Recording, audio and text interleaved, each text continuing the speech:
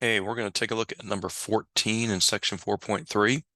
The instructions are to find the critical points for this function.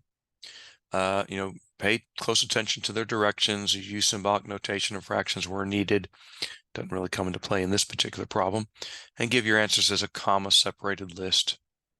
So to find the derivative here, notice we have a product of two functions, x times this whole thing. I would not expand this out, right? It's going to be much easier to do what? Product rule. Of course, on this, we've got a little chain rule, although the inner function is just x minus 11. Excuse me. So the derivative of x is 1 times x minus 11 cubed plus x, and then the derivative of x minus 11 by the chain rule, the outer function is u cubed. Derivative of u cubed is 3u squared, where u is x minus 11, times the derivative of u, derivative of x minus 11 is just 1. So I clean this up, I have this as my derivative. Okay. So if I'm interested in knowing what the critical points are where the derivative is 0, it's very helpful to factor this expression.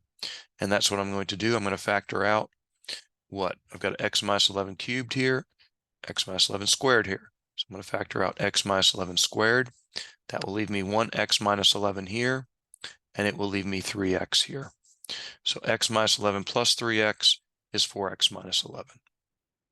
So this is how y prime factors. And notice from this, I know that the derivative, therefore, is 0 when x is 11 or 11/4, right? 11/4 comes from the fact that 4x minus 11 is equal to 0 when x is 11/4. So in the box, it'll say C. The C are the critical points, critical numbers. So you're going to list them in comma separated list. So I put 11/4, comma 11. Now, they refer to a C-min and a C-max. What are those? C-min is the smaller one. So 11/4 is the smaller critical point. C-max is the bigger critical point. That's their notation. They didn't do a very good job of explaining that, but that's what they mean. So how do we talk about where we have intervals where we're increasing or decreasing, or where we have local max or local min? We need to do a sign check, right, of our derivative. So I like to do my sign check like this, right? Here's my real number line. We know at 11/4 and at 11, the derivative is 0. So I check a number less than 11/4, like plug in 0 again into my derivative. When you do so, you get negative number, which means all the values are negative. For all the values of the derivative are negative for anything less than 11/4. Between 11/4 and 11, I picked 10. And notice that the value of the derivative at 10 is positive, so that means it's always positive between 11/4 and 11.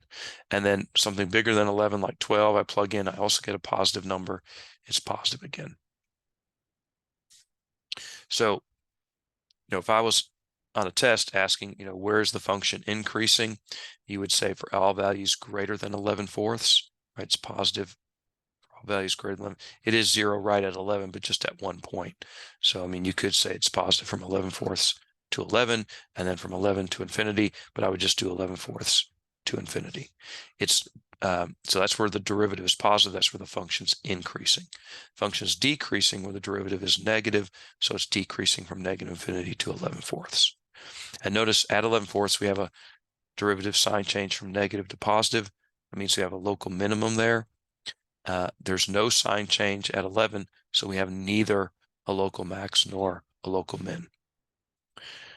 Okay, in the achieve, they ask to determine if the function is increasing or decreasing on the interval C-min, C-max. So remember, C-min is our smaller critical number, 11/4. C-max is our bigger one, 11. So on the interval from 11/4 to 11, notice the derivative is positive. That means our function is increasing. Use the first derivative test, that's what FDT is, to determine whether C-max, remember C-max was 11, yields a max, min, or neither. Remember we said 11, there's no change in sign. So by the first derivative test, we have neither a max nor a min. Okay, I hope that this is making sense for you on this. If you have any questions, as always, please let me know.